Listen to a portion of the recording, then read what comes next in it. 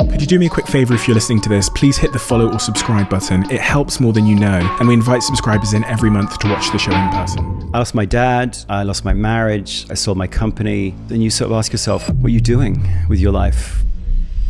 My name's Marcus Buckingham. He's a best-selling author, a rock star in corporate America. I couldn't say my own name until I was 12. The more you try to fix a stammer, the worse it gets. From a very early age, we start telling people that strength is what you're good at. But yeah, I'm good at some things I hate. What's that? That's a weakness. I had got myself into a position where I was solely responsible for one huge client, Disney. I look like I sort of feel confident, but I had years of panic attacks. It was super psychologically damaging to be trying to be somebody that you're not. The first relationship you better have is a really good one with yourself. The best people in any job, they find love in the activities themselves. Love is for work and work is for love. And if we do that, it's not just individualistically satisfying, it's what companies want from us. So without further ado, I'm Stephen Bartlett, and this is the Diary of a CEO, USA edition. I hope nobody's listening, but if you are, then please keep this to yourself.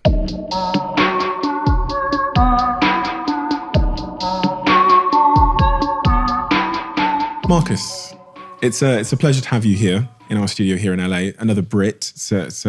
We've had quite a few Brits in, but you're one that's particularly inspired me with your work. And when I was doing the research on you and reading through your book and your prior book, I was overwhelmed with the amount of questions I wanted to ask you because of the depth of knowledge, but also how much the topics you talk about resonate with me.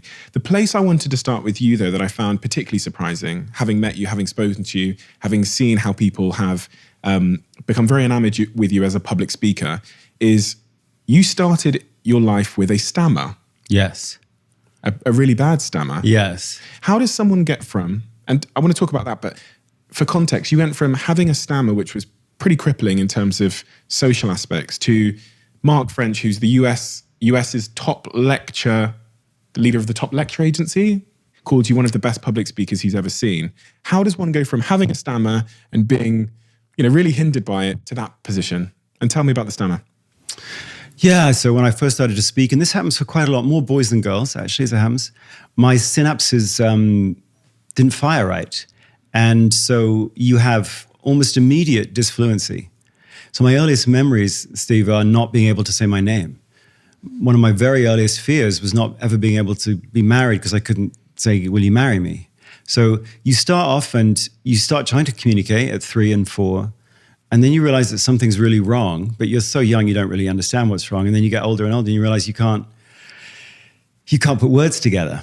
So for the first 12 years of my life, not being able to speak was what I thought about every single moment of every day. And everyone's got their own traumas and their own difficulties. And I had lots of blessings in my life, but I couldn't speak and I had a lot to say. So I would keep trying and then it wouldn't work. And I didn't know why. And a stammer's it's a perfect metaphor for everything that parents try to do with their kids. The more you try to fix a stammer, the worse it gets. So I went to the speech pathologist and they did the whole Peter Piper picked a peck of pickled peckers thing, and you trying to sort of get the muscles to kick in, and it just got worse and worse and worse and worse. And then I was one of 5 boys that was asked to read aloud in chapel. I had kept volunteering to be in Christmas plays and stuff, and I was never picked because everyone rightly was like, he can't talk. So I'd never really spoken in front of anyone at all. When I was talking to you, like if I was 7 years old and talking to you like this, I couldn't say anything. Like I would try, and then you would be like, this is mortifying. So I'd never been asked to read aloud anywhere. Anyway, that day, my palms are sweating even just thinking about it, because you realize my life's over. Every single child in this school is going to see me now stand up. I can't fake the words because they've got the Bible study books because it was in chapel. So they can see what I'm supposed to read. So I used to substitute words that I could say for words that I couldn't. It's an old stammerer's trick. But they're like, you can see what I'm going to read. And girls and boys at that age, as you know, can be pretty cruel. So I'm like, I'm done. I'm just baked, stick a fork in me. But anyway, I walk up and I turn around and I look at all the faces, and it was like a stimulus. And then my response, my brain felt different. That's all I can say about it. It just felt different, felt warmer, it felt fluid. And I just read the whole piece with not a single stammer. Really? Just the whole thing. And what occurred to me was, I love the eyes on me. It sounds really weird, but the more people I'm talking to, I'm better. Brain comes faster, words come out better, stories. I don't know why. I didn't work at it. I didn't struggle with it. It was just that worked on me in the same way that some people have a stammer when they sing. They don't have a stammer. So I took that away. I was blown away. Didn't understand it. But then I just went, you know what? That should be an unlock for me. We often go to our deep traumas to try to understand how to fix ourselves. And if you have social anxiety, well, what caused it? Where did it start? And we sort of, we pathologize ourselves with the best of intentions. But I went the other way and I was like, I know so much about this darn stammer. I've been to more speech pathology sessions and read more books, and I know so much about it. I just can't fix it. Instead, I'm going to decide that when I talk to one person, I'll just pretend I'm talking to 400. I'll just literally pretend I'm talking to 400. And the stammer went away in a week. I was faking public speaking when I was just speaking. And I was doing it as a coping mechanism so that I didn't stammer. And it worked. Fascinating. It's weird. Makes no sense. Right. It's like, we're mysterious. And that's what I read about in the book, is that I don't think we've really grabbed hold of this huge variability and variety that lives in human beings. We have talked about it in terms of race or gender or age or nationality or religion, but we haven't really talked about it in terms of why you're different from your brother. By the time you get to be about 18, 19, you have 100 trillion synaptic connections in your brain that lead you to love some things and loathe others. Things that shouldn't go together, things that you lean into that you shouldn't lean into, but you do. Like for me, I shouldn't have loved public speaking, but for some daft reason I did. Why? No idea. But we have this unbelievably intricate network of synaptic connections that makes us completely different from the person we grew up in the same house with. And what no one's ever taught us is how do you understand that uniqueness? Like, what are the signs life is giving you? And B, how do you use it? Like, can you rewire your brain to become someone else? What happens if you put your 10,000 hours in? Can you rewire your brain and become a different human being? Can you rewire that network in your brain? Well, if you have a growth mindset, supposedly you should. And yet, actually, we know that's not what happens at all. You grow more synaptic connections in the part of your brain. You have the most pre-existing synaptic connections. Everyone, because you've got the alpha integrin proteins and the blood vessels and the infrastructure. So actually, growth for all of us is becoming actually a more defined version of who you are. You don't rewire your brain to become someone else. The question in life isn't really growth or no growth. It's where will you grow the most? So I don't think we've ever really grappled with the 11-year-old who's basically asking herself, who am I? Is there a me in there? And we could have 10 years of school, yes, where we learn geometry, but you could have 10 years going, here's how to use the raw material of a week of school to start helping you know a little bit more about that weird, massive and massively filigreed network in your brain. And we could help you learn to have a language around that and how to describe it without bragging, or how to be interested in other people's network. We could do all of that. And of course, as you know, as an entrepreneur, you want to hire people like that because then they have mastery of themselves. So when they join a team, they can start going, well, you can lean into me for this. And, here's a bit where I struggle, actually, I need some help. And here's where things come really fast. And here's where I'm like a deer in the headlights.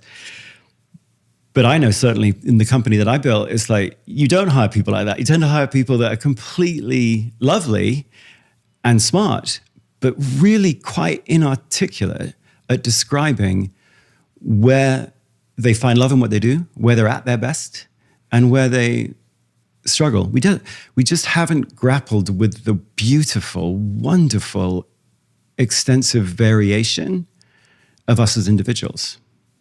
And when you were that age, when you were, say, 11 or 13 or 14, if I had asked you what you wanted to do when you were older, what would the answer have been? I didn't own it. If I go all the way back to 9 or 10, I wouldn't have known what I wanted to be. I did know that I started to pay attention to things that other people didn't pay attention to. And that was interesting.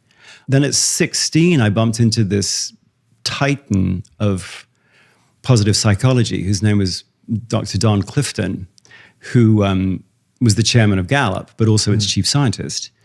And so at 16, he said, you're going to go study psychology. And I had chosen psychology. And he was like, come to Lincoln, Nebraska, and I'll teach you about positive psychology and studying what's right with people. And I was like, all right, I'll do that. Didn't know where it would lead, but knew that research in psychology, real world observed human behavior, I just was always interested in that. For people that don't know, what is Gallup? Oh, well, Gallup's the first company I joined after school, after university.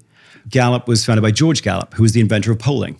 You like polling or hate it. He figured out something, which was if you talk to 10,000 very carefully selected people, your predictions of what they're going to do or vote for or anything is more accurate than taking 100,000 people.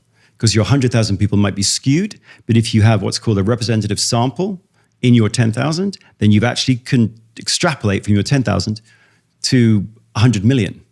Now, there's subtleties around that, but that's where it started.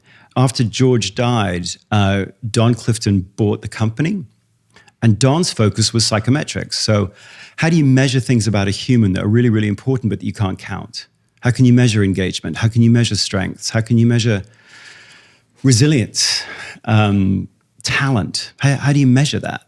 Like, could I figure out a set of questions that would help me discover something about you in terms of your strengths, your talents, your advantages, your attributes that you don't even know yourself? Like, I just loved that idea. And so half of Gallup was polling and half of Gallup was psychometrics. And so I was there for the first 17 years of my career, and we built this tool that 25 million people have taken called StrengthsFinder. StrengthsFinder is all about exactly what it says. Let's try and measure you on 34 strengths, and then we'll give you your top 5. So that was the side that I spent my first 17 years of my career with, is trying to measure the uniqueness of human beings. From a top-line perspective, when you were in that role, because 17 years trying to find the uniqueness in human beings and inventing this thing called StrengthsFinder. What did you learn about what a strength is? Because when I think about a strength, I think it is, I guess, just something that I'm good at. Yeah. So when you dive into what a strength is, what you find is it's shot through with emotion. It's what do you love to do? What do you lean into? What do you find yourself unable to stop doing? There's an obsessive and joyous quality to a strength. So when you push and push and push on a strength, people think that a strength is what you're good at, a weakness is what you're bad at. But actually, if you push on that even just a little, Steve, you bump into people going, yeah, but I'm really good at that and I hate it. What's that? What's it when you're really good at it? Even in school, when you got an A and you're like, thank goodness that class is over because I don't want to take it again. But your parents go, well, you got an A. In fact, you got an A in biology, so you might want to do medicine. You should be a doctor. But deep down, you're sort of going, but I don't like sick people. I actually don't like sickness at all. And yet, no matter as a doctor, you keep curing them. There's another one the next day. They keep coming into my darn office. I'm never done. And so we, from a very early age, we start telling people that a strength is what you're good at. But yet, our own human experience is, I'm good at some things I hate. What's that? Well, when you push on that, that's a weakness. And so we should change our definition. A weakness is any activity that weakens you. Any activity where before you do it, you don't want to do it. While you're doing it, time drags on. When you're done with it, you feel drained. That's a weakness. I don't care how good you are at it. If that's how you feel after it, and then somebody were to say to you, build your career around that, that's sadistic. But that's the proper definition of a weakness, is if it weakens you. Definition of a strength is any activity that strengthens you. Before you do it, you lean into it. You sort of just can't stop yourself from volunteering. While you're doing it, time whips by and you're like, you look up, you thought it was an hour, right? It's you've been doing it for 7 hours and you're like, oh my God. And then when you're done with it, you're like, I don't know, I feel completed, or I feel like me, or I feel authentic, or I don't feel drained. I might not want to do it right away again, but I'm like, you're from the Latin, right? You're invigorated, you're strengthened, which of course means if a strength is what strengthens you and a weakness is what weakens you, what's super cool about that is that you're the best judge of both. No one knows better than you what weakens you and what strengthens you. From the 9 years old, we could be saying to people, hey, what strengthens you about even video games? Okay, which video game? What? What about it? Is it a multiplayer game? Is it a first-person shooter? We could start to get people to be cultivating their own genius about what are your strengths. Somebody else is the judge of your performance, no question. So if you say, I really, really love remembering people's names, no one can come in and say, no, you don't. They can say, well, you should probably use that to give better customer service, and here's how you might want to do that. But no one can come in and say, you don't love that. Because if you say, no, I do, then you're the best judge of that. Now, we might want to help you learn the detail of that. Well, what do you mean by helping people? Or what do you mean by learning their names? Or what bit about it? So we could help you get more detailed around it. But a strength is what strengthens you. And you are the only genius when it comes to your strengths. 17 years with Gallup, that's sort of the biggest takeaway. And Strength Finder or other tools like that can help you sort of get in the vicinity of what are your strengths. But really a strength is an activity that strengthens you. And life, frankly, is waking up every day, kind of putting on a show for you, going, what about this? What about this? What about this? What about this? And yeah, you're on the receiving end going, how about that? What is it about that?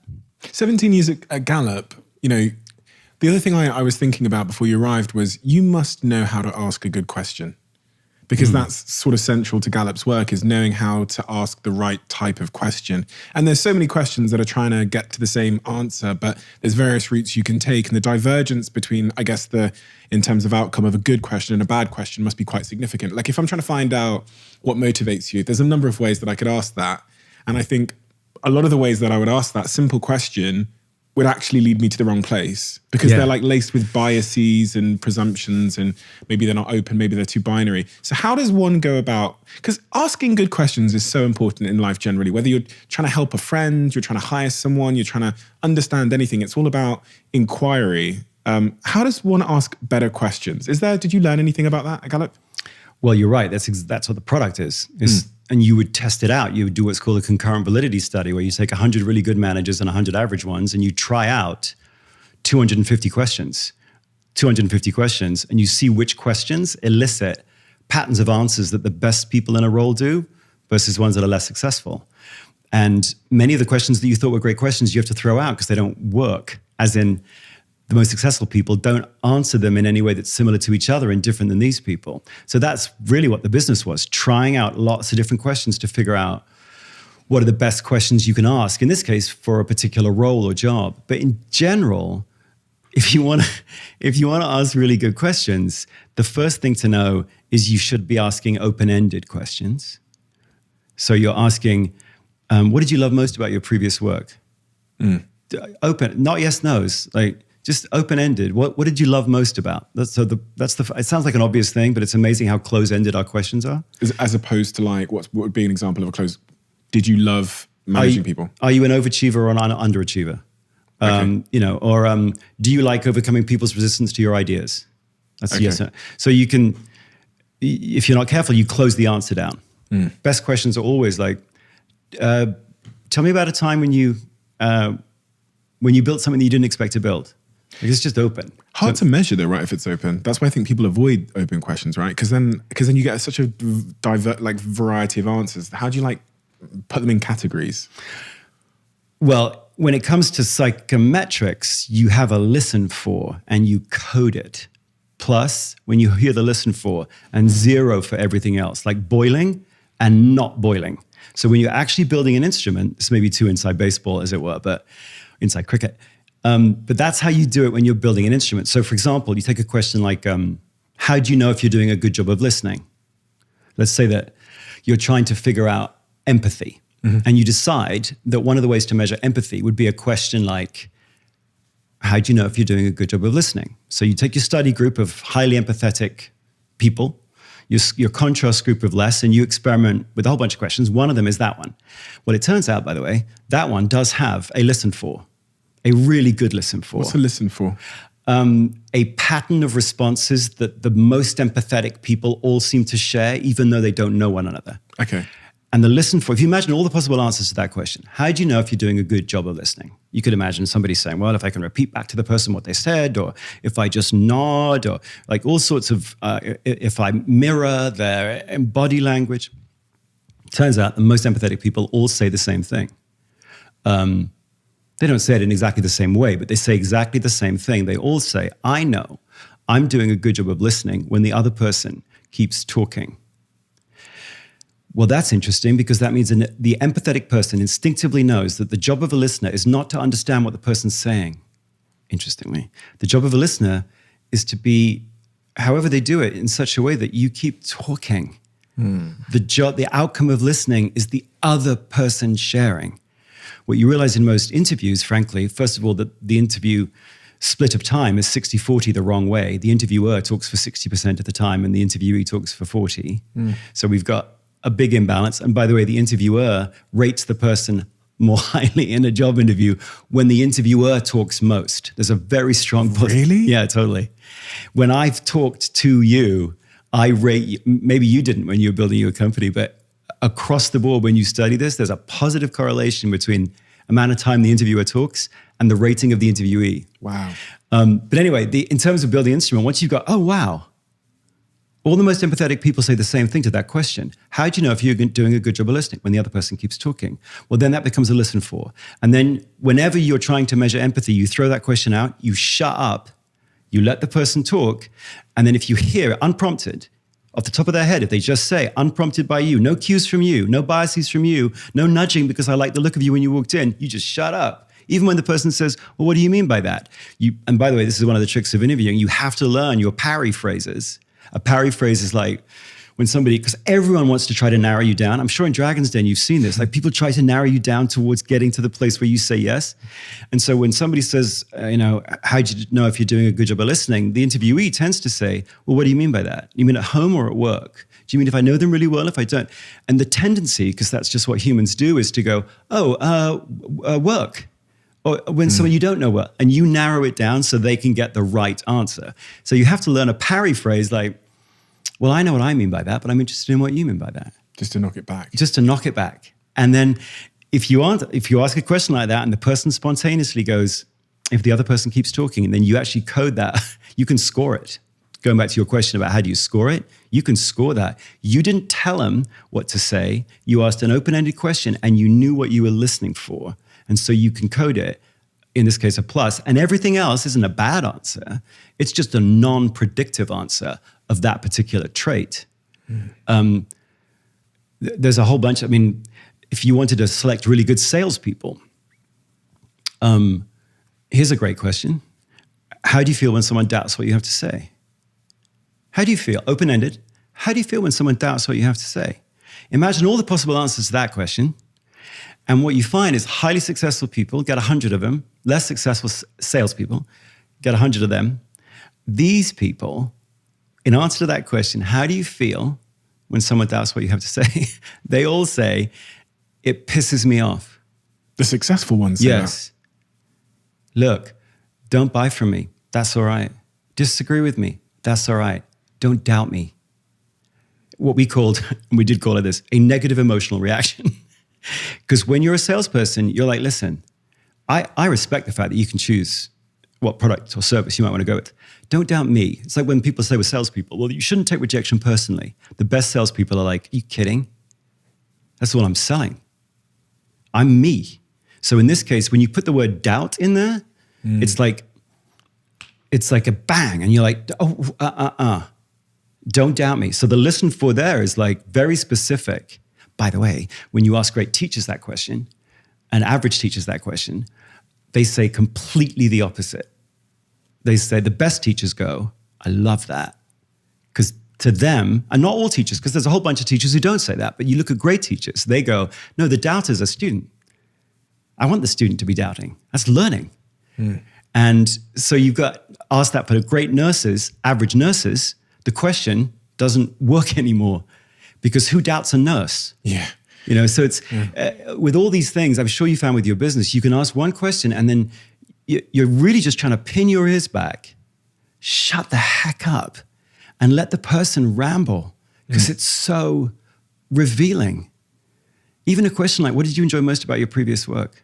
Yeah. I mean, what a great question that is. And again, people will say, well, what do you mean with previous work? Do you mean this job? But you go, hey, what did you enjoy most about your previous work? Just talk to me about it. I think it's fascinating and it's predictive. Like you can start to predict what people are going to do if you can hear what they have repeatedly done. People say, past behavior is the best predictor of future behavior. No, it isn't. Repeated past behavior is the best predictor of repeated future behavior. So if you want to know repeated past behavior, you ask an open-ended question and then you shut up. And top of mind is what the person repeatedly does or thinks or feels. And it's so revealing. We just, mostly in conversation, we just talk at each other. Well, I did this. Well, I did. Oh, you didn't fall asleep last night? I didn't fall asleep last night either. You missed your plane? I've missed my plane. You know? It's like waiting to talk. Exactly. In your first book, you talked a lot about employee satisfaction. So your first book was called First Break All the Rules, and you really highlight the importance of employee satisfaction. And I think, a lot of people might think, oh yeah, keeping employees happy is, we'll do our best. But it really is, from your work, it's clear that it's central to the success of a company. I guess my first question is then, what is the single biggest predictor or the unexpected predictor of employee satisfaction in the workplace? Because I would think it was like, one might think it would be how much you pay them or how many holiday days they get. What did you find out? Well, the two biggest things from all of this research, and it sort of goes full circle from First Break All the Rules, which was the first book I wrote, which is based upon Gallup research in, way back when. But it comes all the way full circle, Steve, to this book, which is all about love. When you push and push and push on your question, what you bump into is an item, a survey item, that just keeps showing up in people that are more likely to stay with you, more likely to be productive, more likely to have fewer lost work days, less likely to sue, frankly, if they have an accident on the job, like all sorts of really good predictive real-world outcomes are more likely to happen when someone says, firstly, I have a chance to use my strengths every day, or I love what I do and I'm good at it. There's something about person, work, fit. Person, work, fit. This job has some big bits of it that fit me. Now, who me is variable, of course, but is this job in any way an alien job to me, or is it actually part of me? When you have that in any job, we were talking before about the first job I ever studied was housekeepers, where we think, housekeeper, stupid job. I mean, I bet they all just want to get out of it as quickly as they can. But you study the world's best housekeepers and you're like, oh my word, there are some people that love certain aspects of that role. Any role done at excellence has got a lot of love in it. And every role done averagely is loveless. If you have loveless work, you're a worse worker. We now know all sorts of biochemical reasons why that's so, but it just kept showing up in survey after survey after survey. Work you fit, however you want to talk about that, is huge, which is why, of course, I'm sure when you built your company, you realized this. Teams are everything. Teams are everything because they make homes for unique individuals. And you can start going, you're all weird, but you do this and you do this and you do this and you do this. And lo and behold, the team's well-rounded precisely because each person on it isn't well-rounded. And then the team leader, of course, can be really creative about, well, which bit of it do you love? And can we get you to do a bit more of that? And then you can lean into this person who weirdly loves balancing the books, but you hate it. Well, that's interesting. They love Excel, you love PowerPoint. Okay, well, that's it. That's a team. And so that's all about person, work, fit. So that's a huge one. And then, of course, the second one, in terms of all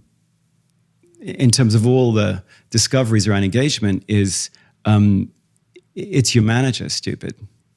It's like if you don't trust your manager, if your manager doesn't know you, if your manager doesn't pay attention to you, then your whole company becomes the manager.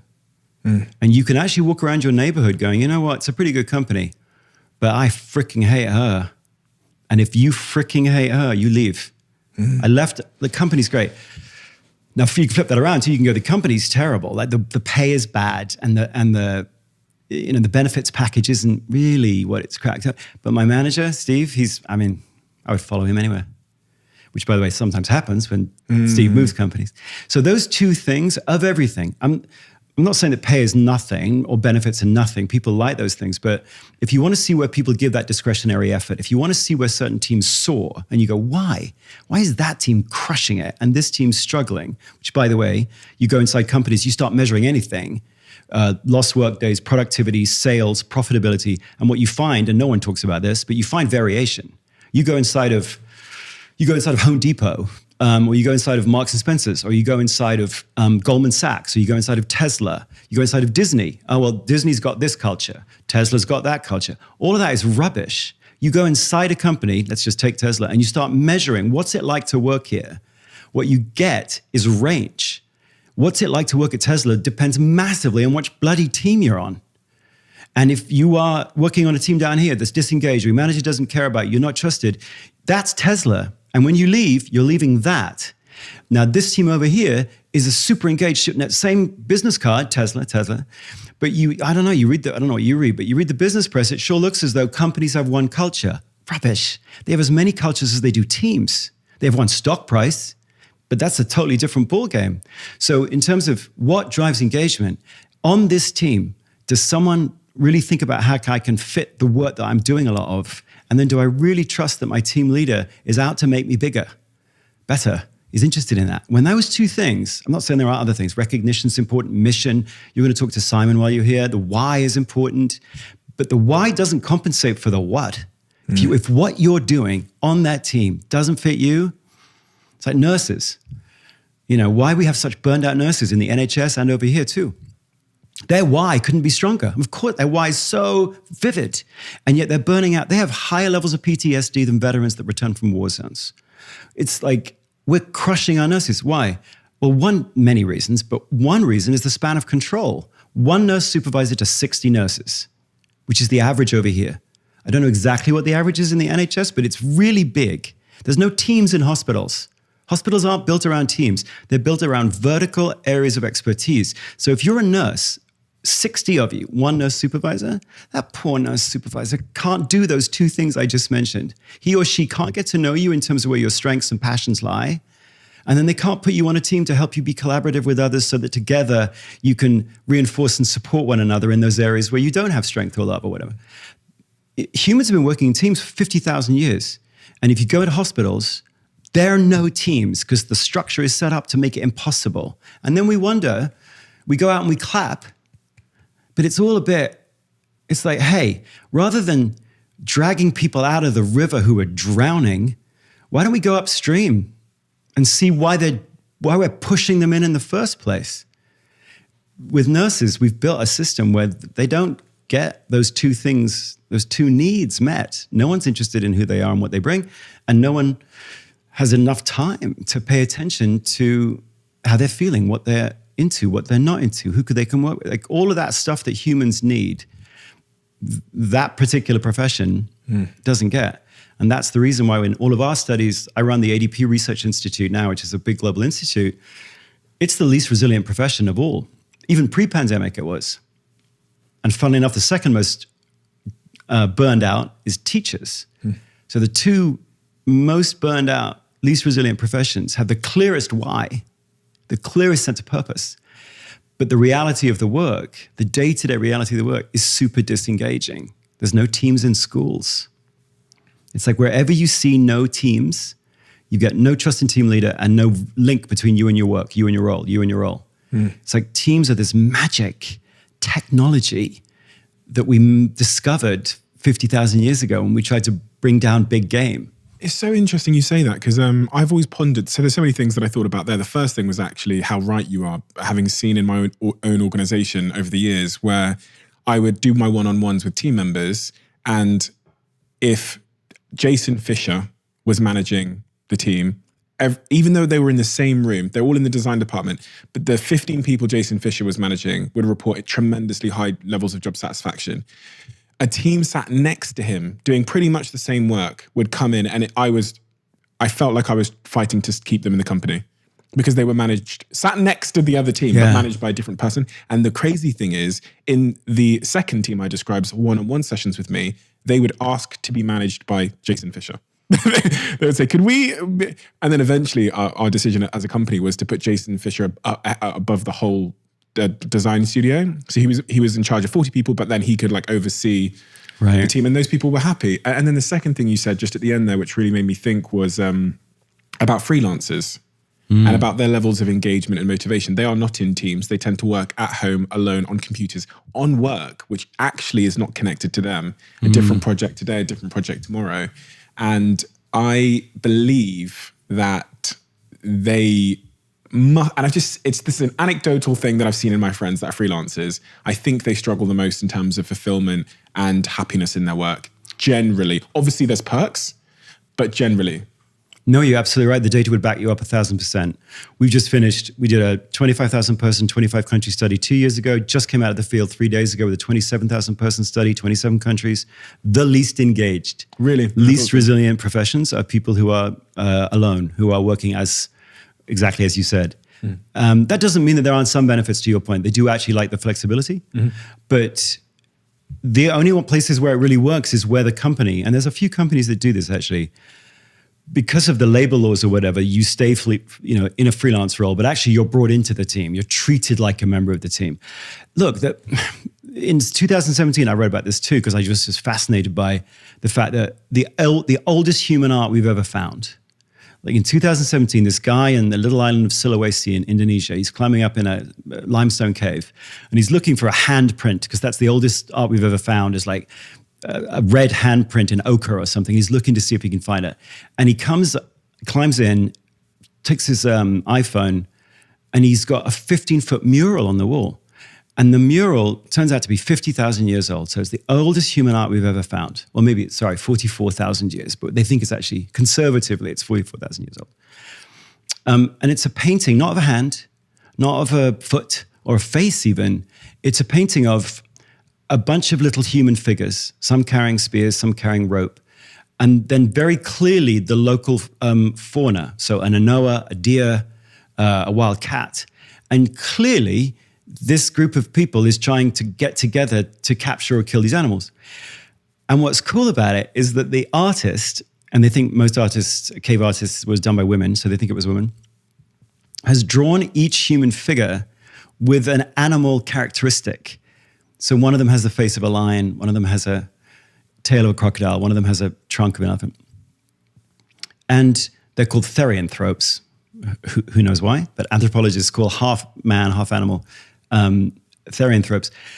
And what it looks as though has happened is the artist has looked across the cave, across the fire, and gone, ooh, she's super wily like a crocodile, and he's really strong, so he's brave, and this one. And she's represented a team of differently talented people.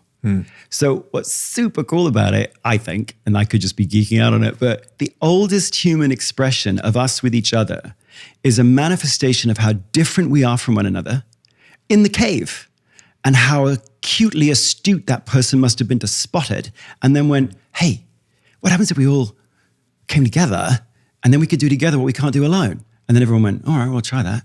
And then it worked. And then they memorialized it on a cave. And that's called a team. And then fast forward 50,000 years, we go to schools and hospitals and we build places with no teams, or call centers or manufacturing facilities. And it's like, you've run a business. What you just said, by the way, data backs this up 1,000% too. You can go into a company and you can ask a question like, I trust my team leader, or do I know what's expected of me at work? And you've got two teams in the same room, and you'll have one team where 90% of people strongly agree that I know what's expected of me. And doing the same job right next door, where less than 40% do.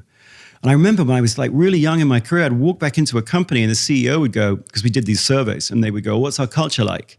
And I would go, this team, everyone knows what's expected of them. And then right next door, there's a team that has no idea what they're doing. And the CEO will be like, what? Because we've got policies and we've got goal setting and we've got software that enables cascaded goals to hit people. And you go, yeah, I know. We bought a new sofa for the whole lot too, so they should have and you're like, I don't know, but there's huge variation inside that room. And you, in terms of your experience, had that in, every single place you looked, you found variation. But it's funny, you don't really read that much about it. You don't. It's actually, weirdly, this is kind of the first time I've really deeply pondered it. I can see it having happened in my company, and I can see it happening office to office. So our office in Manchester versus our office in London. Our office in London was really not good in terms of satisfaction at one point. Our office in Manchester was amazing. And just, yeah. The real point that stuck with me is that you don't have one culture.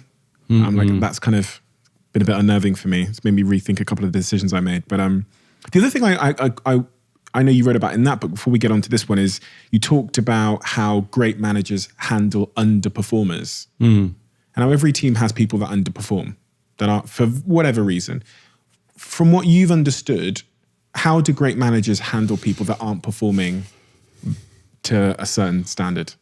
So the first thing that we've got to remember about all managers, and again, we don't hear this much discussed either, is like, why do we all hate the performance review? Why do we all hate the annual performance review?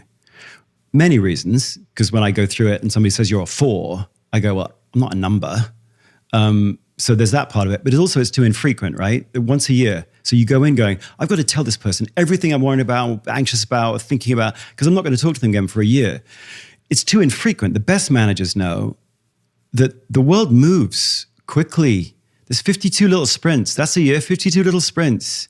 So the best managers are checking in with each of their people, really light touch, like 10 minutes, 15 minutes, but every week, one-on-one, every week, one-on-one.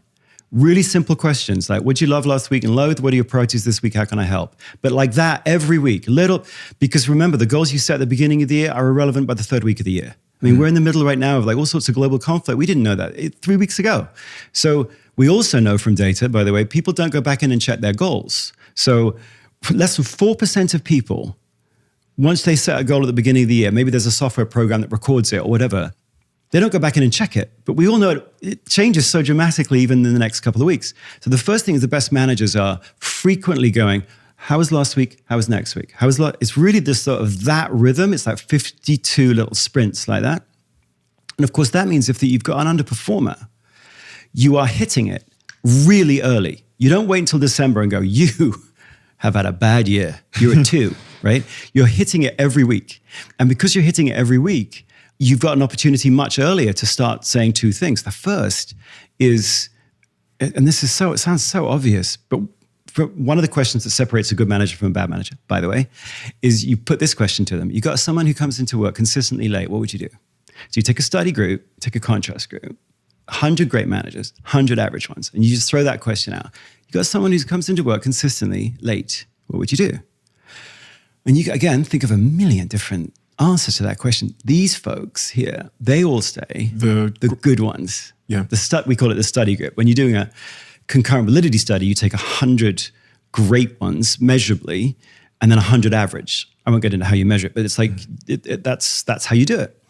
And anyway, these ones here, their top of mind response, unprompted, is I would ask why before I do anything else. I would say, why are you coming in late? Maybe is it a bus issue? Did you miss that? You got something with your kid? Is it a drop-off time? Should I change your start time to 9:30 so you can get your kid? Why? If you start by assuming this is a real human, you start by assuming this person's not trying to get one over on you, which is kind of an interesting mindset. It's like the best managers start, I think Douglas McGregor called it Theory X. You start by assuming that people want to do good work. And so if someone's underperforming, you start by assuming there's something going on that I don't know.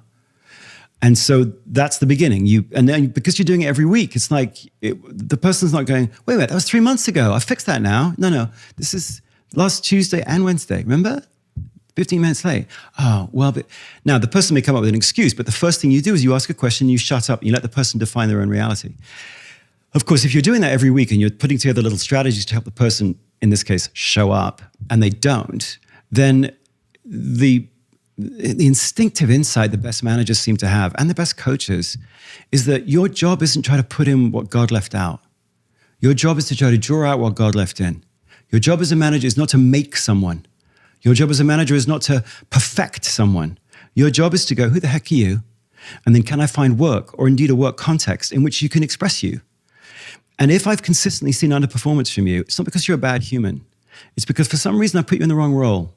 In which case, my caring doesn't stop. My loving doesn't stop. I just practice sometimes tough love. And I'll come in and I'll say to you quickly, I love you. And you're fired. And I still love you. Because this job, I put you in it, maybe. And it's wrong for you. I can see it, you can see it, we can all see it. So let's move you out quickly, because this job is, we're not going to rewire your brain so that you get to be somebody else. You're you. And this job doesn't fit you. And it's my job, again, another great question, this is a closed-ended one, but ask great managers, would you give people what they want? Or do you give them what's right for them? And then you just shut up. And they go with the second one. You get people what's right for them, even if occasionally it isn't what they want. So, I mean, there's more to it than that, of course, but in terms of how best managers deal with poor performers, frequency, ask questions and shut up, and then stop trying to rewire people's brains. Most of high performance is a function of talent role fit. And when you get low performance, it's because the person's not a bad person. It's because they misfit. And I bet you've seen that with your people. You've had 1,000. So I bet you moved some people sometimes, not always, but you go from a C-, so frustrating. And then you tweak the job, even just a little. And you're like, who are you? And they're extraordinary. Yeah. That's why I always hate the stuff where people go, well, they're an A player. It's like, stop categorizing people. A players depend upon which flipping role you put them in. I could take your A player, I'll make him a D. So there's no A players. There's just people who really fit their role and get real joy from it and have mastery in it, et cetera, et cetera. And then there's people that don't. I bet you've been a B- in something. 100%. Right, me too. Put me in finance, I'm an E. Yeah, right. Oh, he's an A player. Have you seen his spreadsheets? Yeah. So that's that notion of like, I'm not trying to fix you. I'm trying to see you and then find roles in which you can express you. As woo-woo as that sounds, you and I have both built businesses. We know it's like, no, that's not woo at all. That's a good night's sleep. That's what that is. When you've got a person and a team that you go, ooh, that's a thing of beauty. One of the things you said as well was the hardest thing about being a manager is realizing that your people will not do things the way that you would. I think everyone can resonate with that. Part of the frustration, I think, of being a founder as well is because you're very often very clear on the way that you think things should be done, whether that's right or wrong. You just have your own subjective opinion on how it should be done or how hard people should be working or whatever. It's sometimes difficult to appreciate that other people don't have the same clarity of vision or perspective as you do. I see that throughout my teams and just with managers generally. They tend to be quite, resentful that their teams might not be doing it the way that they would do it. Yes, some of us get into management because we want more control. Yeah. And then you're like, surprise, you now have to manage by remote control. Like you're sitting here, people are doing stuff and you're not there, you're here. It's like, But that's why, we talk a lot these days about feedback. And of course, the opposite of feedback on some level is ignoring people. And people don't want to be ignored. There's no question. If you wanted to destroy your team, just ignore them. But feedback's actually pernicious. The best managers don't give feedback. By which I mean, feedback meaning, you doing this wrong, let me tell you how to do it right. I don't mean feedback as in, you got that fact wrong. But in terms of me telling you, this is what your performance is, and this is how you should do it better, that's feedback. Well, you read a lot, right? You'll see a lot of tools, articles, books even on how you should learn how to give and receive feedback. That's how you grow. Somebody tells you, because your blind spots are the people, they know the truth about you. So they're going to tell you who you are because you can't see it. That's called feedback. But of course, what that means is that the manager's assuming, A, that I do own the truth about you, which they don't. We have observer bias like crazy. And I don't mean race, gender, age bias. I just mean idiosyncrasy. In fact, in psychometrics, it's called the idiosyncratic rater effect, which means I have a unique pattern of rating that I'm unaware of. And then when I'm rating you, and I'm rating this person over here and this person, my ratings should move because I'm looking at different people. They don't. My pattern of ratings moves with me, which means that basically all ratings reflect the rater, not the ratee, even though we end up paying or firing or promoting the ratee as though the ratings reflect the ratee, but they don't reflect the rater. We've known this about this in psychometrics for years. And yet in businesses today, still most people are rated by their manager. But the other thing is, in terms of learning, when I give you feedback and I go, do it my way, I mean, even with the best of intentions, most feedback basically ends up meaning you would be better if only you were more like me. Yeah.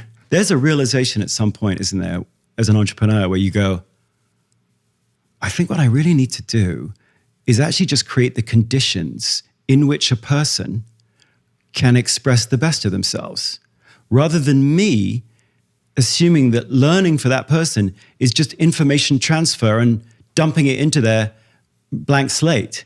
Like, that's not at some point as an entrepreneur, you learn what basically brain scientists have learned for a really long time. Learning is insight. All learning is insight. It comes from within the person. And so all you can do as a team leader or a manager is create conditions within which a person can interact with the world, a client, a prospect, a thing they're making, and then go, ooh, oh, okay, And then the person has the learning. You're not telling them how to be. When the moment you tell them how to be is the moment you're assuming that they are wired like you are. It's like trying to tell a person how to sell. It's like, no, you sell when the person believes you and the prospect believes you, and everyone has a different source of belief. What's yours? Some people sell through competence. Some people sell through relationships. Some people sell through impatience. Some people sell through being silent. It's like everybody's source of belief and trust is totally different. So yes, tell people your reaction as a manager. Like if somebody comes in late, you can say, look, when you come in late, it makes me think you don't care. The person can't then say, well, you shouldn't feel that, because you go, no, I do feel that. I feel like you don't care. Or in that meeting, when you interrupted your colleague, I felt like you weren't listening. Because that felt weird to me. You shut her down. That's what it felt like to me. That's a reaction. When you then tell the person what to do differently, tell the person how to change their behavior, that's feedback. And you've basically just crossed the feedback bridge. And now you're telling them how to be, and how to be is how to be more like you. And so, as we talk about in the book a lot, it's like, give people your reaction. You own that. Don't give people feedback. And if you're on the receiving end of feedback, shut it out. Because no one knows you like you know you. It's so true, because, everyone says the importance of giving feedback and communicating. And the narrative I've always heard in terms of like management advice is always, you've got to give people constant feedback to help them grow. Yeah, people don't want feedback. People want attention. That's different. If you give people no attention, they'll shut down. Loneliness is a killer. So that's true. But people don't want feedback. Imagine when somebody says to you, hey, sit down. You want to have a conversation? I want to give you some feedback. It's like an anvil on your head. Your brain leaves the room and all you're thinking about is, how do I survive this darn thing with Marcus? Because it's going to turn out to be, Marcus didn't tell me something that he's got the truth about me that I don't have. And then he's going to tell me a bunch of things and I'm going to have to do this as he tells me a bunch of tactics and stuff that don't feel like me. And you're just trying to think, how do I survive this conversation? Here, let me give you some feedback. It's like, So yeah, I'm on a bit of a campaign going, that is so arrogant. Feedback is arrogance. What people want is attention, which could be your reaction. So if you said to me, Marcus, halfway through that whole session that we did, I thought you got a bit off track. I can't then go, no, you didn't think that. Because you went, no, I was lost, man. Well, you shouldn't have been lost because I was being really clear. And you go, yeah, but I was lost. Well, that's a reaction. And people do want a reaction. There's no question. That's why once a week, the managers, really, that's what that is. It's that once a week check-in is like just frequent attention. They don't want feedback because they're not you. And they don't want to be you. And I know for me as an entrepreneur, that was the hardest thing to learn, was like, step back. They'll show you who you are, who they are. And then you can help kind of arrange a world in which they get to express and express and express. I had a few words to say about one of my sponsors on this podcast.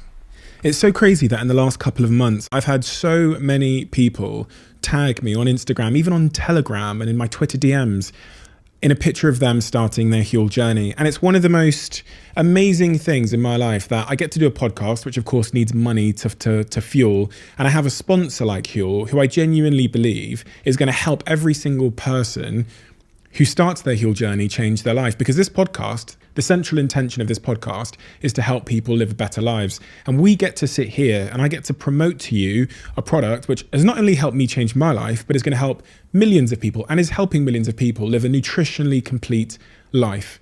It's such an incredible product. And for me, the reason why it's incredible is because it gives me my protein, it gives me my vitamins, minerals, it's plant-based, it's low in sugar, gluten-free. It does all of that in a small drink that tastes good. There are other products, there's foods, there's the hot and savory collection, many other things. But for me, this ready to drink is the absolute savior of my diet throughout the week where I'm moving at such pace. Look, I don't want to labor the point, but if you haven't tried Heal, give it a try. And if you do, tag me.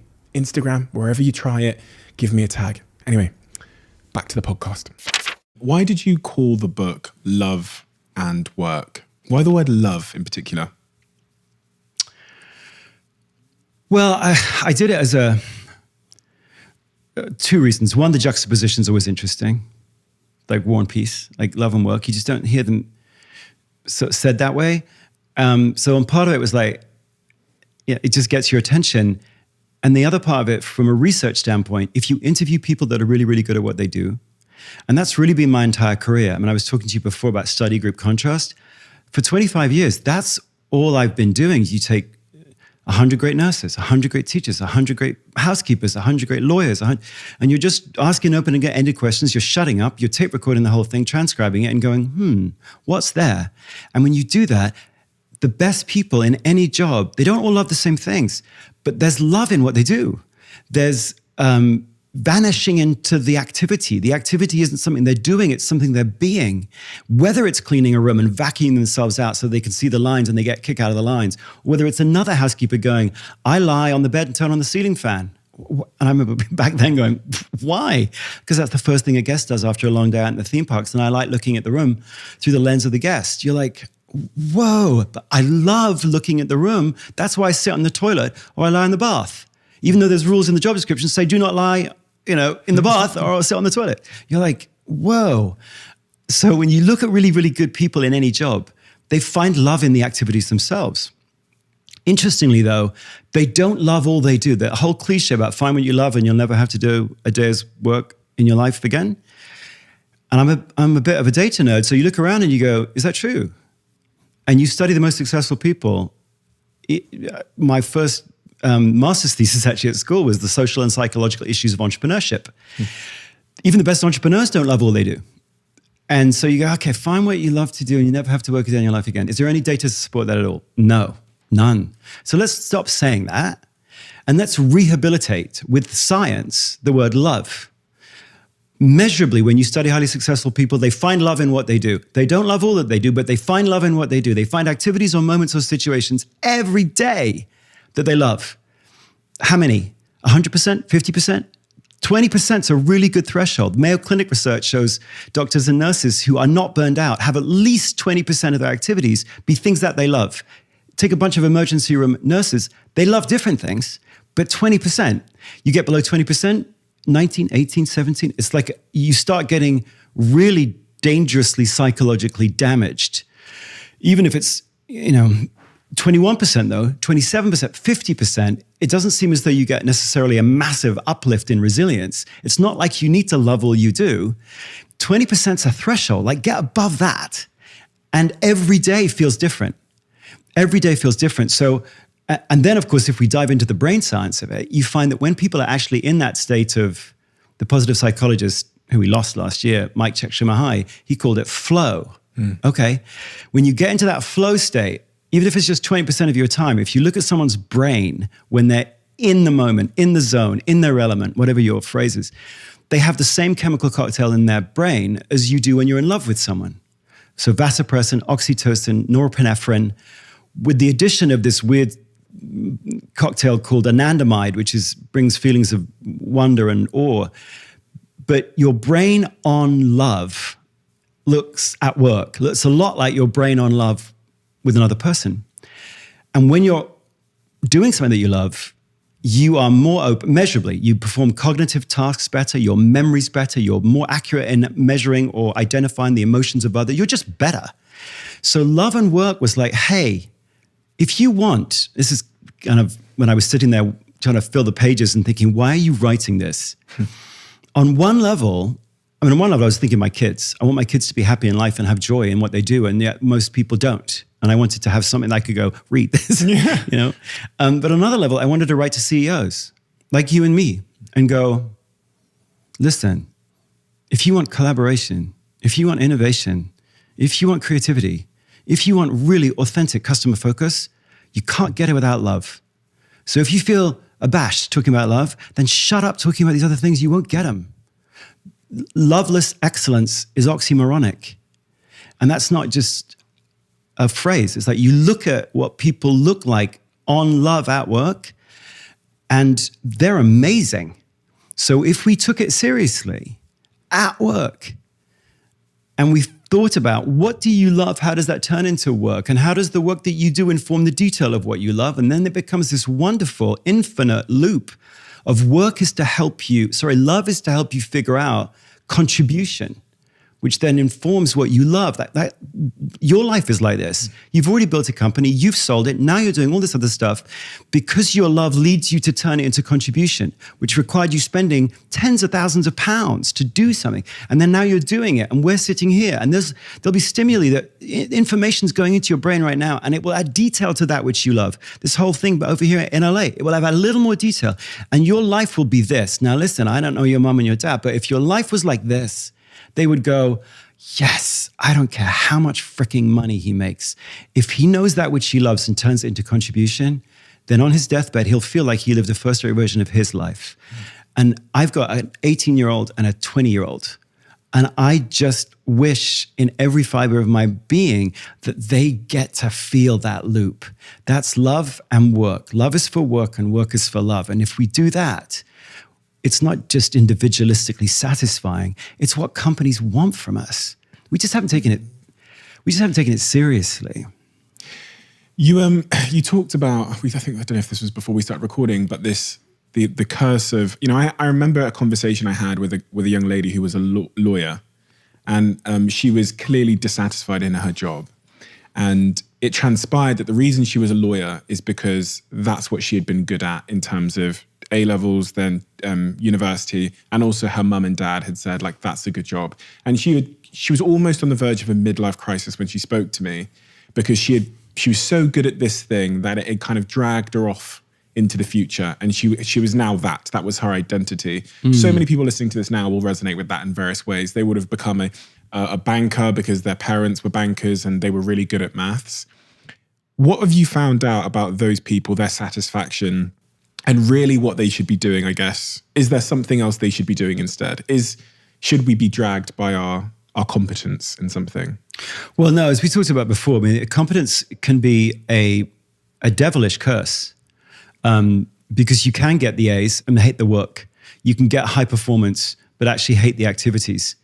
For anyone, if they want a really great career, the why is important. Like, to think about, do you really believe in the purpose of what you're doing? That's important, no question. The who is important, no question. If you hate the people you're working with, that's always a bit of a problem. But the what trumps the who and the why in the end. Like, what are you actually filling your days with? So if your friend is a lawyer, it's like, give me a day. Talk to me about a day. What's a day look like? What are you doing at 10 o'clock on a Monday morning? What are you doing at 3 p.m. on a Thursday afternoon? That's the what. What are the actual activities themselves? So that if anyone's trumps the other things. What always trumps the who and the why, which is why we've got nurses and teachers who are so disengaged. They believe in the why.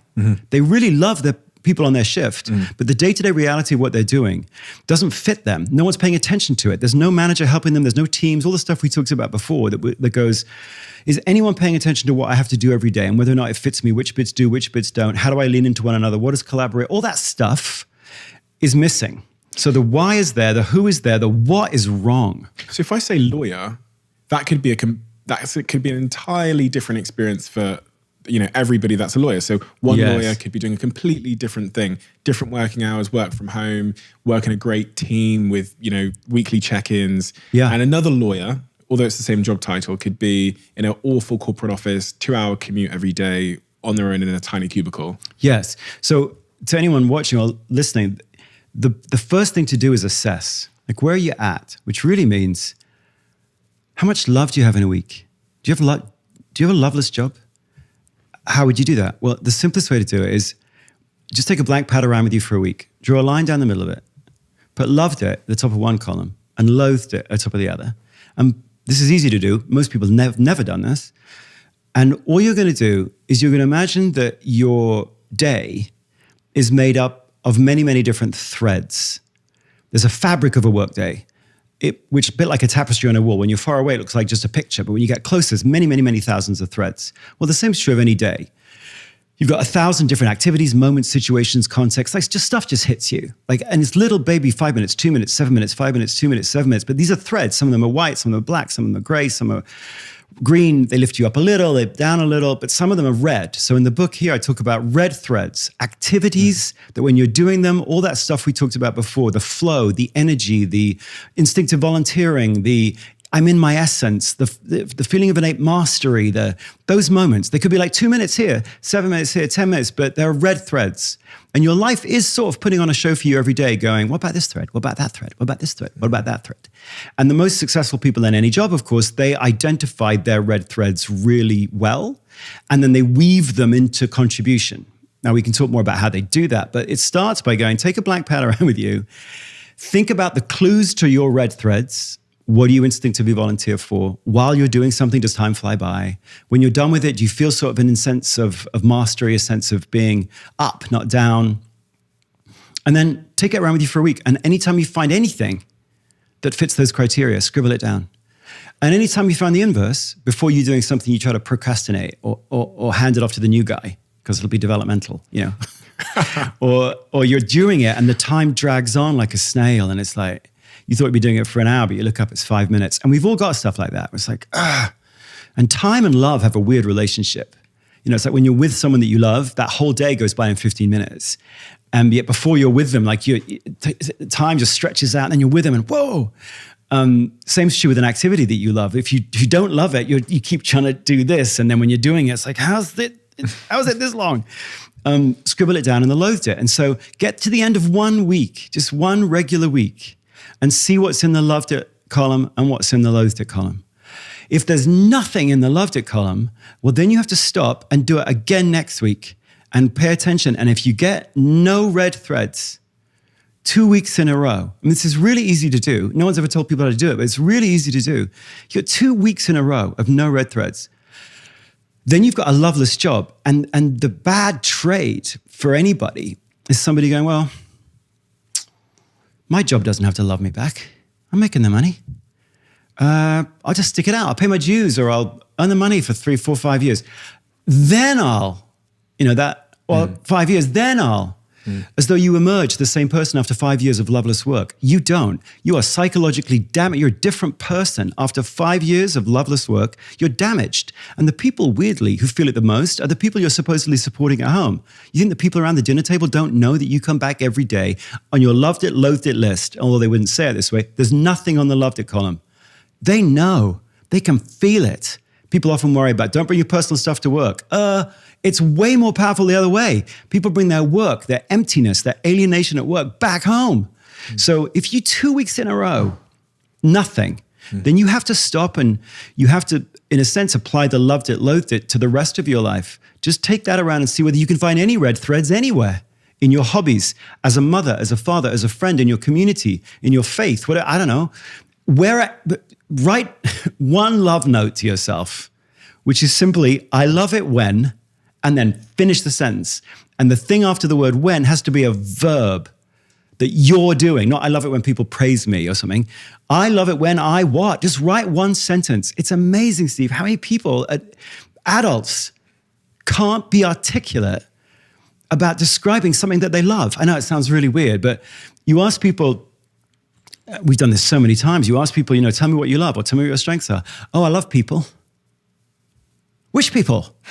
What are you doing with the people? Give me a verb. Any verb will do. Let's start with a verb. But we've trained people for so long to be divorced from their own emotion, or believing that basically their emotion could be rewired if they just work at it and show enough grit or whatever. And you're like, no. It's real. You and your emotional reaction to things is real. So I would say to people, first of all, do that love it, loathe it. And then try to write 1, maybe even 2.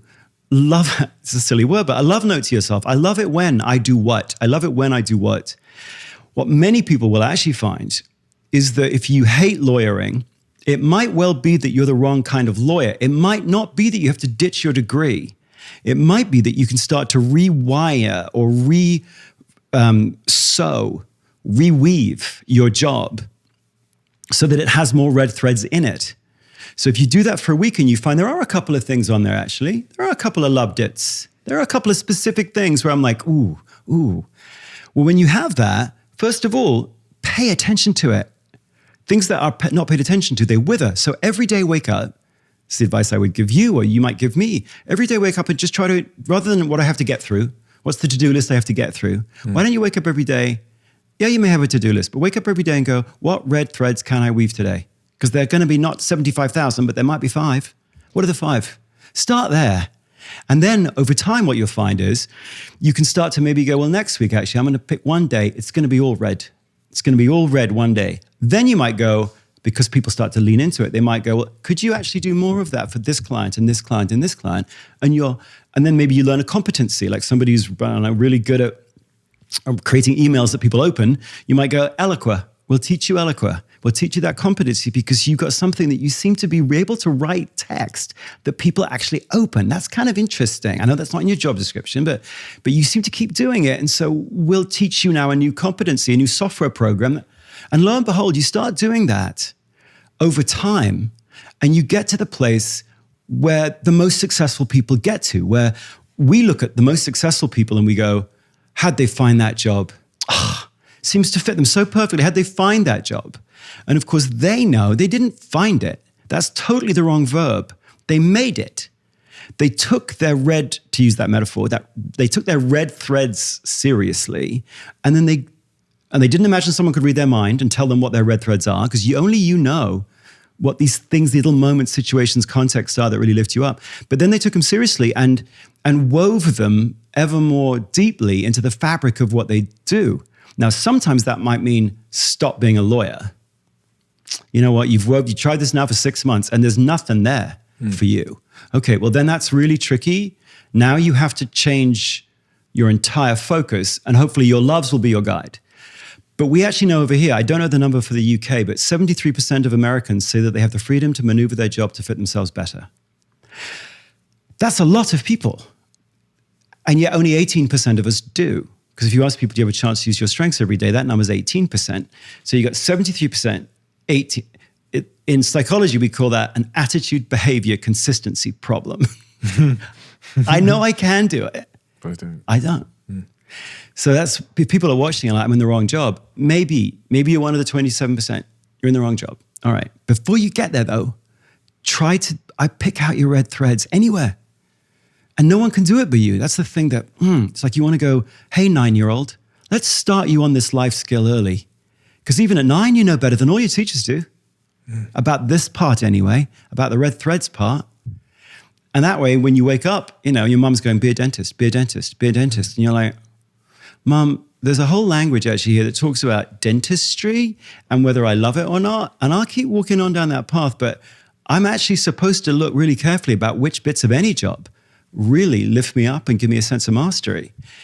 Kids have more of a language, as I say in the book, they have more of a language about geometry than they do about this thing I was just talking about. So your parents are so powerful and they're so scared and they want you to not be a layabout and they want you to be able to get a job and they're so scared for you. But what they've not done, and even the best teachers are sort of scared for you. Come on, Stephen, you can. And no one really goes, wait a minute. How do you make sense of your own emotion in your own life? What do you lean into? What do you not lean into? What are the words for that? Is there any detail around that? Or what do you like about people? What do you like doing with the people? You imagine how early you could start with that. And that wouldn't mean that it's Pollyanna. Like, we're still going to put people in the wrong jobs. I built a company that was focused entirely on people's strengths, and I still put people in the wrong job because people are super complicated. But at least we'd have a framework and a set of shared understandings about what we were even trying to do. I don't know. I think for all of us, there's stuff we can do. You don't have to change the company. You don't have to change all the HR policies. Any one of us could start right now to do what the most successful people do in terms of weaving red threads into their work. What were in chapter 2, I know you talked about having panic attacks when you were, I believe, at Gallup. What were the red threads that were missing in your role then that led you to getting to a point where you were having panic attacks? And how did you sort of rectify that personally? Yeah, it's funny. I've written a lot of books. A lot of them have mostly been about data. And that's fine because I like the precision of data. But I felt like many people, I'm sure, the pandemic the last few years have been really difficult for us. And you sort of ask yourself, what are you doing with your life? What life are you living? Or Mark, are you leaving, I lost my dad, I lost my marriage, I sold my company, pandemic. You sort of look in the mirror and you're like, what am I doing? So for this book, I was like, I'm a repressed Brit, but I'll put my own story in here because I feel like it's more honest and everybody's life is a story. The only one I can tell is mine. Maybe I could share parts of it and other people could learn to tell their own story. So I did put things in there that I have buried. And 29, I was managing Gallup's relationship with the Walt Disney Company. So I was living down in Orlando and I did start having really bad, I didn't even know what a panic attack was. I mean, as I say in the book now, everyone knows all about panic attacks and it's like acne, right? Everyone has them and it's great. Well, not great, but I didn't know. I thought I was going mad. I mean, I thought it's the build-up, as the doctor told me. It was like, it's not that one moment that's causing the panic attack. It's the build-up, actually, of, again, we talk about love as a force. Like, if you don't express that which you love, it's not neutral. It turns from a beautiful, powerful force, love, into a really caustic substance that eats away at you. It's damaging. So for me, I had got myself into a position where I was really solely responsible for one huge client, Disney. And I was the interface between Gallup, with all the people on the teams, and Disney. And I hate that. I hate having to be responsible for other people's emotions that I can't do anything about. I hated that every single day waking up and thinking, are the 200 people that are basically our clients at Disney, are they happy? What are they thinking? What are they wondering about? What do they need? Do they need this? Do they need... I mean, even just saying that now makes me break out in a sweat because it's like, I can't do that. I'm not a connector like that. I'm not a connector. I don't like reaching in going, oh, if I say this to this person and this to this person, then they're going to... And yet that's really what the job had become. And when I think about what I love when I have a chance to sit down and really grind on an idea or a set of data to come up with a conclusion that's based on data. Like, I love that. I love trying to get up on stage and try to figure out the most evocative way to help someone realize a particular insight that I've come up with. Like, that's a love note for me. And more, I was doing less and less and less of that. And instead, I was holding the emotions of the people behind me at Gallup and the people in front of me at the Walt Disney Company. And for me, for no good reason, it panics me. Now, I should have known better, I guess. I hadn't done the love it, loathe it thing back then. I hadn't even thought about it all the way through to the word love. But it was clearly a loveless existence. And when anyone has loveless work, that they believe in it, but the days are empty, psychologically empty. You don't get to express that, which it's like being in a loveless relationship. It's like, it's awful. Even if you feel like you want to help that other person, if the being of relationship with them doesn't allow you to express who you are, they don't see who you are, or they see who you are and wish you weren't that way, it's awful. So for me, that's, I think, what built up and up and up and up and up. And in the end, it was super psychologically damaging to be trying to be somebody that you're not when you didn't plan to be there, but now everyone's counting on you to be a certain way. And I don't mean in a macro sense to be a certain way. I mean, at 2:00 on a Thursday afternoon, you're supposed to be thinking and feeling this. And at 9:00 on a Monday, you're supposed to be feeling all that. And you realize your days are filled with empty minutes, week after week. Meditation.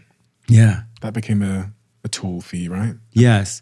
I'm a huge advocate of, well, as you can see from Love and Work, it's like the first relationship you better have is a really good one with yourself. And so the point of Love and Work on one level was to help everybody have a more articulate fluency with their own language, with their own reaction to the world. And so that begins on some level by shutting out. I mean, here am I chatting away like a mad prune, but can you breathe in and breathe out for 15 minutes? I mean, that's, I don't know, do you meditate? I try sometimes. When I'm with my partner, I do. We do breath work and stuff like that, which is a kind of meditative practice. I do like micro meditations, which is during the day, if I notice that my breath is incredibly shallow, I'll try and do the 7-second thing. Yeah. And I try and take time to just do that. But I've never been too good at the whole like 15, 20 minutes alone thing. Well, again, everyone's different, right? So who would dream of saying to you, you should meditate? All I know is when I had a chance to try to be in sync with my own breath, it gave me power, I felt. And so when the Disney people were freaking out, or behind me, the Gallup people were freaking out, I was okay with it. But as I said in the book, that was a coping mechanism. It wasn't a flourishing mechanism. I'm not saying some people can't flourish through meditation. They probably can. I couldn't. For me, it was like I got clear enough in my own head to realize this isn't what I should be doing. This is a big mismatch between me and what somehow I was getting paid to do. Prestige is a big thing, right? It's like somebody goes, you want to run the Disney account? How much money will I make? What's my title? Oh, wow. Oh, wow. Yeah, I'll do that. And so you end up in a role where I call it in the book a misyearning. Oh, I thought you were going to say misinstinct. Oh, yeah, a misinstinct. Like you go, yeah, I'll do that. You raise your hand, but you're like. Yeah. Everyone has that. And when I read that, I think chapter 11, everyone has that in their lives where you're offered a promotion, for example. And because, who turns down a promotion? I had this really interesting day in my company many years ago where I called in the head of he was the marketing manager. And I said, you've been here 4 years now. We're going to give you a promotion. You're going to become the head of marketing for the UK and the US. And he was like, no. I was like, what? He was like, no, I'm not. I don't want that. I'm not ready. He was like, I'm not ready for it yet. And he's been there 4 years. And I don't want it. And I walked out of that room, and I tell you, the amount of respect I had for that individual for being able to say no to a promotion because they weren't ready for that yet. I just thought, unbelievable. This is someone that's actually going to be happy in their life. Well, and the funny thing is at work, right?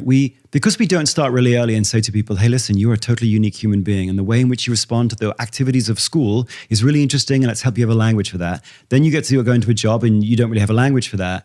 And then somebody comes in and says, they're going to give you a promotion. And you are on some inchoate level, you're like, oh, wait a minute, I really, really love this. Like I'm so into the design that I'm doing. I love the fact that it's me doing the doing and I'm not responsible for someone else's doing the doing. I'm the one making the decisions. I love the thing that I made yesterday and the other thing I'm going to make tomorrow. And it takes such strength of character to go, when somebody comes in and says, no, we're going to promote you out of it. It's like, how weird is it at work that the most creative way we've thought to reward someone for being really good at a job is to move them out of it? Like that's bizarre. I think they call it the Peter principle, right? That you keep playing with that, you just get promoted to your level of incompetence. That's the Peter principle. Lawrence Peter, I think, was the professor who came up with that. But it takes such strength of character for that person to go, wait a minute, you're saying I would get to do less of all this stuff that really, really invigorates me. Yes, that's what I'm saying. Why would I want that? Well, it's going to come with a bigger title and more money. Yeah, but it doesn't fit with what I loved. Now that's self-awareness. That's self-mastery. Obviously, in the last or second to last chapter of the book, getting to our love and work organization, we ought to create broader pay bands that allow someone to grow in their role, extend their contribution, and yet not necessarily have to move out of the job in order to manage other people. That doesn't have to be the only way in which we help someone have a career. That was a really, as you said, it just reminded me that one of the most interesting points of feedback that I got in terms of pushback when someone was getting a promotion was their realization that would change the team dynamics for them. So if they were becoming a manager, I often heard people say things like they didn't want to become a manager, or not even just in my companies, but just generally, people message me on Instagram or LinkedIn, they're hesitant to become a manager because they feel like the friendships that they have in their team would then change. They then have to speak to the people in a certain way and have to have this there becomes this hierarchy which they don't actually want. It's really interesting. One of the great questions to ask people to see if they want to move into management is simply the question, would you rather do a job yourself or would you rather be responsible for other people's work? That's I know it's not an open-ended question, But it actually turns out to be, for some crazy reason, people don't lie to that question. I don't know why, but we've asked it probably 50,000 times, and it's as a predictor of whether somebody actually then excels as a manager. There's an awful lot of people who deep down, you throw them that question, and top of mind, they go, I'd rather be responsible for my own work, actually. And as a manager, as an entrepreneur, often we go, well, you'll grow into this. You will. And on some deep level, you could probably split the world into two. There are some people, even though they have friendships, they go, I think I know how to do this, though. I like being responsible for other people's work, their choices. I like being the one to hold them. Even though I'm a friend and I love them, I like being the one to try to help them, as we talk about in the book. What's the point of a relationship? And that's, by the way, a super interesting question. What's the point of a relationship? Is it diversity? Is it protection? Is it complementarity? Actually, no, it's just any relationship, even a lover relationship, is I want to make you bigger. I want to make you bigger. I see you. I don't want to try to correct you, perfect you. I just want to make you bigger. Like, what a beautiful relationship that is to be in, where, you know, the person sees you, like shuts up and listens or watches, and then you know that their intention toward you is not competing with you. They just want you to do this. And it's like, wow. And for many really great managers, they've got friendships. Like, you shouldn't be a friend of people you manage. That's just absolutely no data on that at all. Some managers are best friends with the people they manage, but they have a relationship where that person feels like that manager, who's really just another human, wants you to be bigger. And that's as cool as heck, that is, if you got a work team where people on the team feel like my manager, who might well be my friend, wants me to expand, not to become someone else. Like, it's not like I don't see you and here's my model of who you should be and you better fit it. It's more like, no, who are you? Ooh, this is how that might look for you as you grow. Some people, I don't know if I'm one of them, but some people are able to maintain those beautiful friendships and still move into managing, because they see managing, in a sense, as an extension of what a beautiful relationship is anyway. I know they always say, don't get too close to your people because you might have to fire them. And then you ask really great managers, can you ever care too much for your people? Every one of them goes, no. The best ones. You can never care too much. Now look, capitalism, sometimes you run out of business and our clients ditch us and we got to downscale the company. Yeah. And that doesn't mean I don't care. It means this is a bloody problem. Sometimes you get you in the wrong role. As I said earlier, tough love. But there's love there. There's big love there. And, you know, people always say, well, it's too much love in the workplace is soft. It's like, think about people you really love. If they were abusing drugs, you would intervene. You would. Because you would not, your love would be like, I can't let you keep doing this. Not because I don't love you, but because I do. Well, at work, sometimes we're going to go, this job is, I don't know, man. I love the salary's good for you. I get it. This job is not right for you. And I'm saying that to you because it's hard for me to say it to you. And it's difficult. And you don't want me to say it to you, but I love you and this is wrong for you. And if we got more of that at work, that's not idealistic. The best managers in any company do that. And that's why when they leave a company, all their people run with them, because it's so delightful and human and possible. Yeah. What did you learn then about, you referenced romantic relationships there, and much of your work centers on, you know, the relationship of one person to another and how to optimize and get the best out of it. What advice would you give me on how to have a successful romantic relationship in terms of principles, based on all you've learned from your book, Love and Work, but also all of your previous work on relationships and management? Yeah, so it's funny to write. I mean, there's a whole chapter here on love and work relationships, particularly after the Me Too movement. You think, well, you shouldn't bring up love and work. Like, that's leads to bad situations. And but the person who I'm getting married, like the person I'm marrying used to work for me. So, and depending on which data you look at, between 22 and 27% of people met their partner at work, their life partner at work.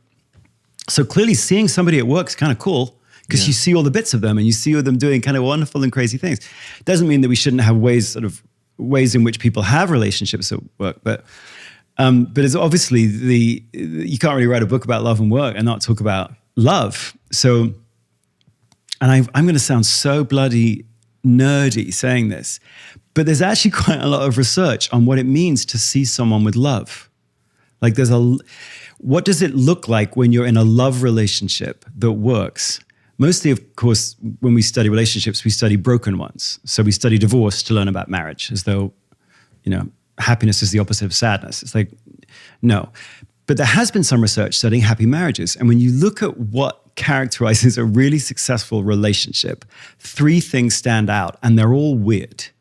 The first one is they had couples rate each other on a list of qualities. And you would think that in the best relationships, if I rated myself high on impatience and low on creativity, and then high on urgency and low, and then my partner rated me the same, our patterns matched, then you think, well, that's a good relationship, because then your partner sees you the way that you see you, and love shouldn't be blind. Love's not blind. Love's like clear-eyed. I mean, love starts blind. They're amazing. But then you see them and who they really are, and then boom, boom, boom. But actually, in the best relationships, the ones that tracked over time, less conflicts, more longing, more yearning for each other over time. In the best relationships, the other partner rates you high on everything. The other partner sees you with rose-tinted glasses the whole time. And they do that because you then, why does that serve the relationship? Well, you feel so safe, and they feel so confident because they see you like this. So that's the first thing. Keep your rose-tinted glasses on in a relationship. The second thing I would say to you is, if you want to be a good partner to your partner, or if you want them to be a good partner to you, always look for the best explanation of why they do what they do and believe it.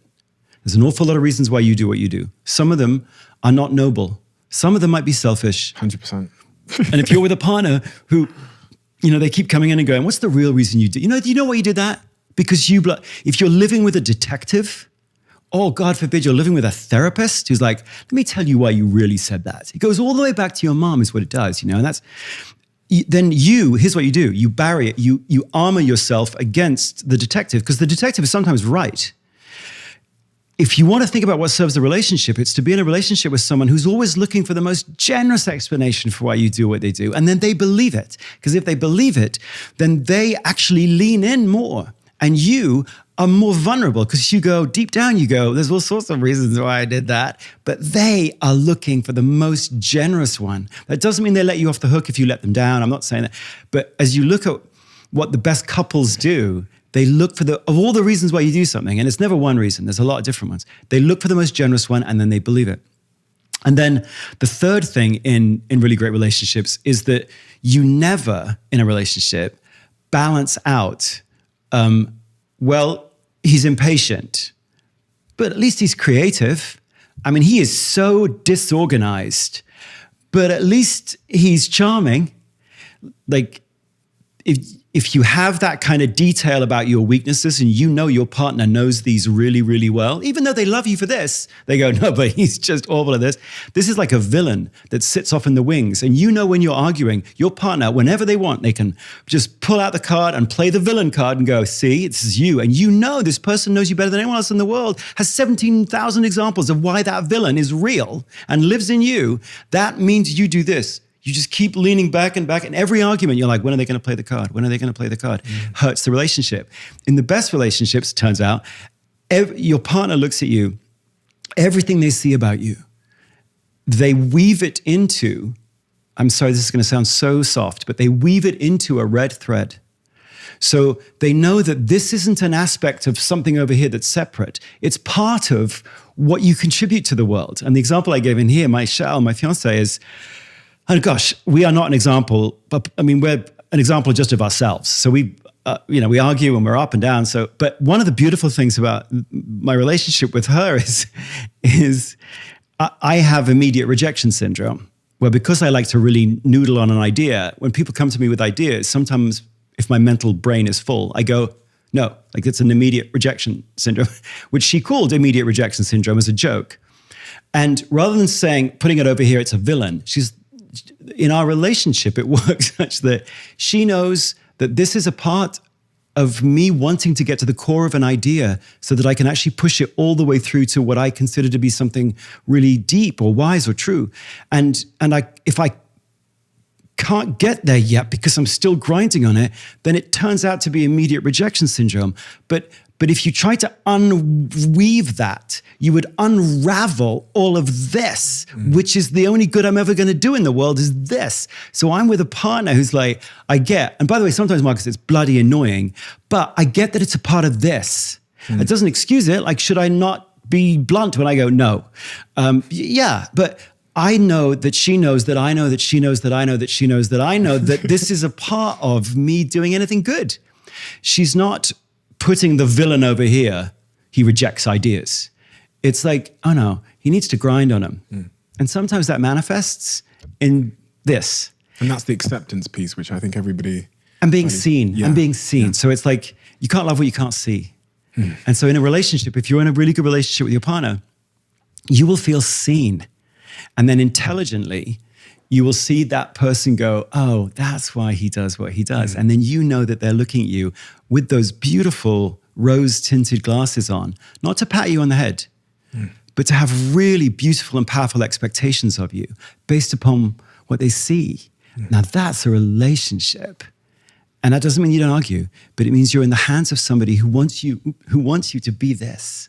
Like, that's intoxicating and super sexy. We have a closing tradition on this podcast. Oh. The previous guest writes a question for the next guest. Oh, right. And they don't know who they're writing it for. And we'll ask you to do the same as well. The previous guest who sat here yesterday wrote a question for you, not knowing who you were. And they said, okay, tell me something about yourself that no one knows and would be surprised to know about you. Oh, I like that one. That is a stitch up. Well, the challenge there is I wrote about some things that I've never written about in love and work that I've never shared. So I now have shared that I couldn't say my own name until I was 12, which I don't think anyone would really have known given what I do. I look like I sort of feel confident, but I had years of panic attacks. So those are now shared, and for me were like really, really hard. And I think the other thing, when I wrote about my children, and we didn't get into it, but the whole like college cheating scandal thing for me was really difficult to see the world reach into your kids. So the panic that you feel when you realize the world, I mean, you're a social media expert, right? You know how porous the world is. And so inside of this person is a person who is now forever fearful of how the world can reach into your life and completely mess it up. And the struggle that I probably have that people don't know is, how do you ensure that you aren't cynical? How do you ensure that you retain some of the joy and the awe? Like, we didn't meet before. Like, I've loved this, and I probably talk too much, but it's an awe-inspiring thing to me, another human, and I want to be able to retain all of that openness in the face of a world that's sometimes really dangerous. It's a challenge, right? Yeah. Cynicism's the death of love. Thank you so much, Marcus. Honestly, it's really astounding that there was a point in this human being's life where you couldn't speak, because you were one of the most eloquent, powerful, engaging speakers I think I've ever had on this podcast. And you talk about it in the book, when time flies, you've been enjoying it, and time has certainly flown. We've been here for more than 2 hours now. So yeah, and it feels like 10 minutes. I mean, I don't need to evangelize about the quality of the book you've written, because I think everyone that's just listened to this conversation can understand the wisdom and the value of this book just by listening to our conversation. But I will anyway. It really is a brilliant book. And there's certain books that I come across sometimes that are written in such a way that time does fly as you're reading them, and you come away with a real profound, almost like you'd been through almost a cathartic, therapeutic journey. And from this conversation, but also from this book, I have a very long list of things that I immediately think I need to do differently in my life that I think will lead to better outcomes. And the way that you deliver the message on this podcast, but also in the book, is as a helpful friend that's guiding me there, as opposed to a preacher that knows best. And that's why this book is so important. So thank you. It's my pleasure. It's been a real pleasure. And we're going to do this again soon sometime, because you really are a special orator and communicator. And well, I really appreciate it. I'm in awe of anybody who's done what you've done, frankly, who started businesses and built businesses and gone across town, as it were, stoplight to stoplight to stoplight, making it up. And now you're doing this. So it was a real honor to be invited on. Time has flown by.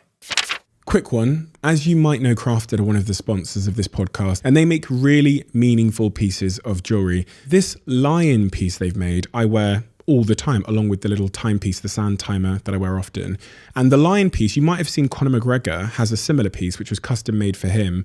For me, it represents courage. And if you walk through my house, the house that I'm in right now, if you walk 6 feet in that direction, you'll see a huge lion portrait. If you go upstairs, you'll see a lion portrait. If you look behind me on the shelf, near the top there, you'll see a lion as well.